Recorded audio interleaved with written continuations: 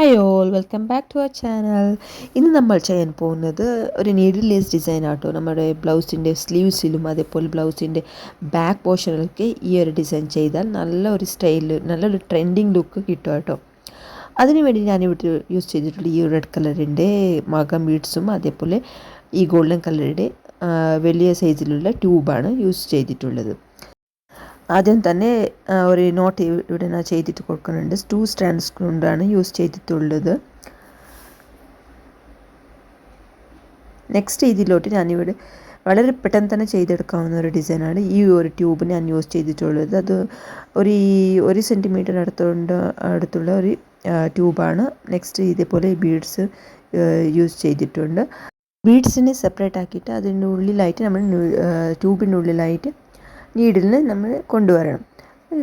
Next അവിടെ തന്നെ നമുക്ക് നോട്ട് ഇട്ട് കൊടുക്കാം. വളരെ എളുപ്പത്തിൽ തന്നെ ഈ ഡിസൈൻ നമുക്ക് ചെയ്തെടുക്കാം. ബാക്കിയുള്ളതൊക്കെ ഈ ഒരു മെത്തേഡ് തന്നെ ഫോളോ ചെയ്ത് എടുത്താൽ മതി. നമ്മുടെ ബ്ലൗസ് സ്ലീവ്സിലൊക്കെ ഈ ഒരു ഡിസൈൻ ചെയ്തെടുത്താൽ വളരെ ട്രെൻഡിങ് ആയിട്ടുണ്ടാവും. അതേപോലെ ബാക്ക് സൈഡിലും അതേപോലെ നമ്മുടെ ഷോൾ അഥവാ ഇല്ലെങ്കിൽ സാരിയുടെ ബോർഡേഴ്സിനൊക്കെ വേണമെങ്കിൽ ഈ ഒരു ഡിസൈൻ നമുക്ക് യൂസ് ചെയ്യാം. വളരെ എളുപ്പത്തിൽ തന്നെ കുറഞ്ഞ ടൈമിൽ തന്നെ ഈ ഒരു ഡിസൈൻ നമുക്ക് ചെയ്തിട്ടെടുക്കാൻ പറ്റും.